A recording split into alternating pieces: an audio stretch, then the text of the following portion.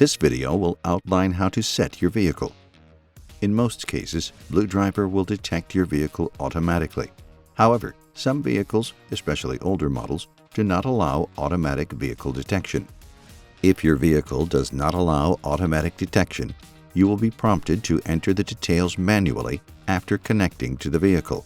If you did not receive this prompt, your vehicle was detected automatically and you can skip this video. If you received the prompt to enter a vehicle, it is recommended to do so, since many BlueDriver features require a vehicle to be set.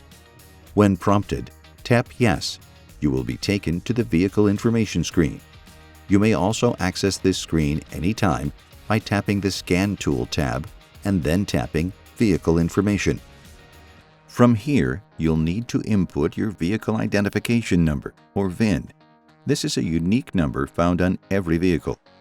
If you do not know your vehicle's VIN, you can find it on the dash by looking through the windshield or on the frame of the driver's side door. When you're ready to input your VIN, you have three options for doing so. 1.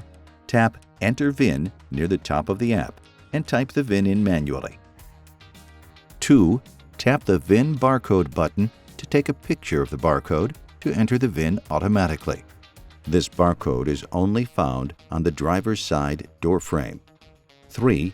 If you've scanned the vehicle before, you can access the VIN by tapping the VIN History button. Additionally, you can enter your VIN via the Read Code screen. From here, you are offered the same three input methods as on the vehicle information screen. Finally, when reconnecting to a vehicle that doesn't support automatic detection, you will be prompted to confirm the details you previously entered.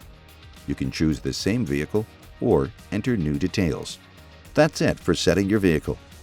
If you are having trouble with setting your vehicle or any other BlueDriver feature, don't worry. Our world-class support team is here to help. Contact them 24/7.